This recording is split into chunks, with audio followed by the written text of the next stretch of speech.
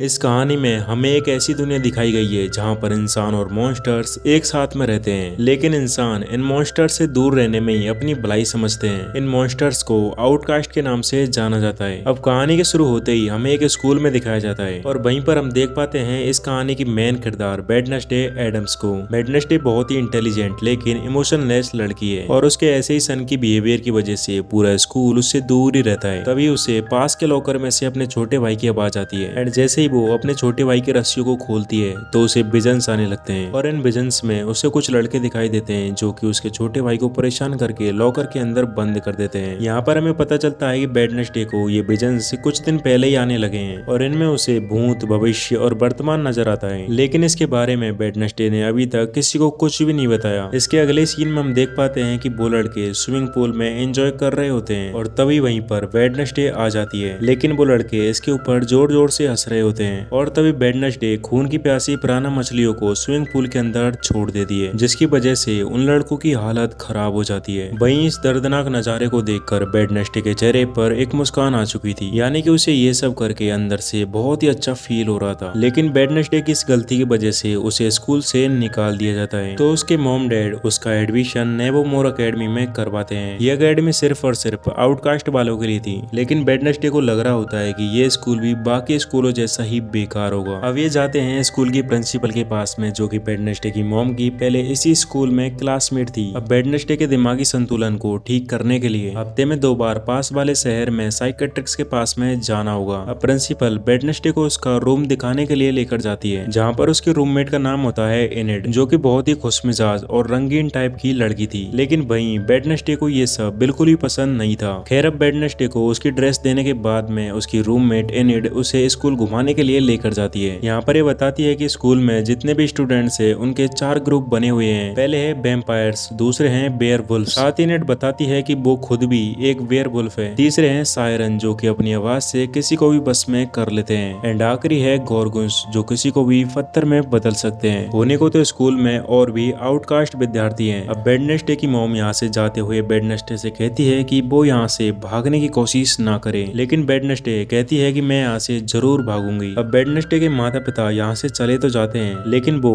Wednesday पर नजर रखने के लिए एक हाथ को छोड़ जाते हैं, जिसका नाम होता है थिंग, और ये इनके फैमिली मेंबर की तरह ही होता है। अब शाम होने पर वेडनेसडे अपने रूम को अलग अलग हिस्सों में बांट लेती है एंड तभी यहाँ पर पेड़ पौधों के बारे में पढ़ाने वाली एक टीचर आती है, जो कि नेवरमोर में पढ़ाने वाली एक अकेली ही इंसान थी। अगला दिन होता है जहाँ पर वेडनेसडे तलवारबाजी की क्लास में चली जाती है। यहाँ पर बियांका नाम की सायरन ग्रुप की एक घमंडी लड़की होती है, जो कि तलवारबाजी में सभी को चैलेंज कर रही होती है, जो कहती है कि क्या यहाँ पर कोई मुझसे टक्कर लेने वाला नहीं है। तभी वेडनेसडे उसके चैलेंज को अप्रूव कर लेती है और फिर होती है दोनों के बीच में खतरनाक फाइट। 2 राउंड होने के बाद में वेडनेसडे कहती है कि हमें बिना हेलमेट प्रोटेक्शन के लड़ना चाहिए। जो भी एक दूसरे का खून पहले निकालेगा वही विजेता रहेगा। यहाँ पर हमें दोनों के बीच में काफी कमाल की फाइट देखने को मिलती है, लेकिन एंडिंग में बियांका वेडनेसडे के सिर पर एक कट कर देती है। अब वेडनेसडे को अपनी हार देखकर यहाँ पर बहुत ही बुरा लग रहा होता है एंड वो जैसे ही बैंडेज करवाने के बाद में यहाँ से जा रही होती है तो उसके ऊपर एक बड़ी सी मूर्ति गिरने लगती है, लेकिन तभी जेवियर नाम का एक लड़का उसे आकर बचा लेता है। इसके बाद में वेडनेसडे जब अपने रूम में नोवेल लिख रही होती है तो उसे वहाँ पर थिंग के होने का एहसास हो जाता है। वो उसे पकड़ती है और उसे धमकी देती है कि मैं तुम्हारी उंगलियां काट दूंगी, जैसा तुमसे मैं कहूंगी वैसा ही तुम्हें करना होगा। अब थिंग डर कर उसकी हाँ में हाँ कर देता है। अगले दिन होने पर वेडनेसडे साइकेट्रिक्स के पास में जाती है। वो उसके सवालों का आंसर नहीं करती और बाथरूम के बहाने वहाँ से भाग जाती है। वो एक कॉफी शॉप में जाती है जहाँ पर उसे टाइलर नाम का एक लड़का मिलता है, लेकिन वहाँ की कॉफी मशीन खराब हो चुकी थी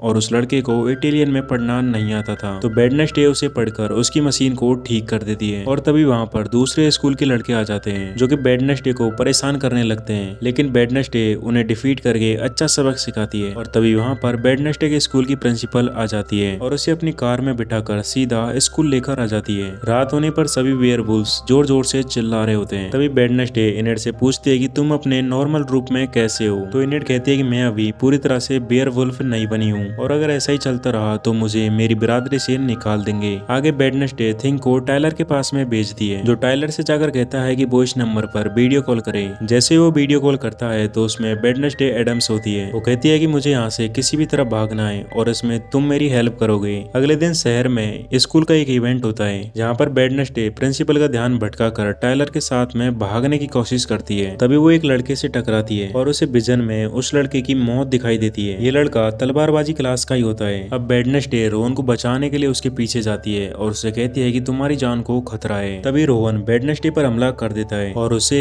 एक पेंटिंग दिखाकर कहता है कि मेरी मॉम ने 24 साल पहले ही भविष्यवाणी कर दी थी कि वेडनेसडे एडम्स नाम की लड़की की वजह से नेवरमोर तबाह हो जाएगा। इसलिए वो वेडनेसडे को मारकर नेवरमोर को बचाना चाहता है। अब जैसे ही रोहन वेडनेसडे को मारने वाला होता है तो तभी वहाँ पर एक राक्षस आता है और उसको एक ही झटके में मार देता है। वेडनेसडे के सब कुछ बताने के बाद में भी पुलिस को कोई भी सुराग नहीं मिलता और इसके अगले सीन में एंट्री होती है रोहन की, जिसको देखकर वेडनेसडे एकदम चौंक चुकी थी। वो सोचने लगते है कि आखिर ये सब हो क्या रहा है। अब जैसे ये रात में अपनी नोवेल लिख रही होती है तो इसे उस पेंटिंग में एक सिंबल नजर आता है। अगला दिन होने पर जैसे ही वेडनेसडे रोहन के बारे में प्रिंसिपल से पूछने के लिए जाती है तो वो बताती है कि रोहन इस स्कूल से जा चुका है। साथ ही वो वेडनेसडे से कहती है कि तुम्हें कोई क्लब ज्वाइन करना होगा। तो वेडनेसडे कोई क्लब ज्वाइन करने के लिए चली आती है। सिंगिंग इसे पसंद नहीं आता तो निशाना लगाने के लिए जेवियर के पास में आती है। पहले तो एक सेब उछालती है और एक एरो से निशाने पर दे मारती है। ये देखकर जेवियर एकदम दंग रह चुका था। जैसे ही रोहन स्कूल छोड़कर जा रहा होता है तो थिंग उसका पीछा करने लगता है, लेकिन रेलवे स्टेशन जाने के बाद में रोहन बाथरूम में जाता है और वहाँ से गायब हो जाता है। तभी हमें पता चलता है कि वो कोई और नहीं बल्कि स्कूल की प्रिंसिपल थी। इधर जेवियर एक चित्र को जिंदा करके वेडनेसडे को इम्प्रेस करने की कोशिश करता है, लेकिन ऐसा हो नहीं पाता। वेडनेसडे जब जंगल में छानबीन करने के लिए जाती है तो उसे वहाँ पर रोहन का चश्मा मिलता है और तभी उसे जेवियर के कमरे के विजुअल्स आते हैं। तो वो वहाँ जाती है और उसकी किताबों को चेक करने लगती है, लेकिन उसे ऐसा कुछ भी नहीं मिलता। तभी यहाँ पर जेवियर आता है और उसको देखकर वेडनेसडे और थिंग दोनों छुप जाते हैं और उसके कुछ देर बाद ही बियांका भी यहीं पर आ जाती है, जो कि पहले जेवियर की एक्स थी। वो कहती है कि कल एक कंपटीशन होने वाला है। इसके बाद मौका मिलते ही वेडनेसडे अपने रूम में जाती है और एनिड से उसको भी टीम में लेने के लिए कहती है ताकि वो बियांका को भी सबक सिखा सके। अगला दिन होता है जहाँ पर सभी स्टूडेंट कंपटीशन करने के लिए आ चुके थे। इनको नाव के जरिए जंगल में जाना है और अपनी टीम का फ्लैग लेकर वापस आना है। लेकिन मजे की बात तो ये थी कि इस कंपटीशन में कोई भी रूल नहीं था, जिसकी वजह से बियांका 2 सालों से चीटिंग करके जीतती आ रही थी। बियांका के साथियों के पास में पानी में तैरने की शक्ति होती है, जिससे वो दूसरे को परेशान कर रहे होते हैं और तभी थिंग उन्हें जाल में उलझा देता है। अब किसी तरह वेडनेसडे अपनी नाव को लेकर जंगल में पहुंच जाती है। वही थिंग और एनिड अपने नाखूनों से सभी की नावों में छेद कर देते हैं। वेडनेसडे फ्लैग लेने के लिए जैसे जाती है और बाकी दीवार को जैसे टच करती है तो वो एक विजन में खुद को देख पाती है, जो कह रही होती है कि तुम ही असली चाबी हो। विजन कट होने के बाद में वेडनेसडे अपने फ्लैग को लेकर वापस आने लगती है। ये जैसे अपनी नाव को आगे ले जा रहे होते हैं तो इन सभी की नाव में पानी भरने लगता है, क्योंकि एनिड ने पहले इनकी नावों में छेद कर दिया था और अब सिर्फ बियांका और वेडनेसडे की टीम बची थी।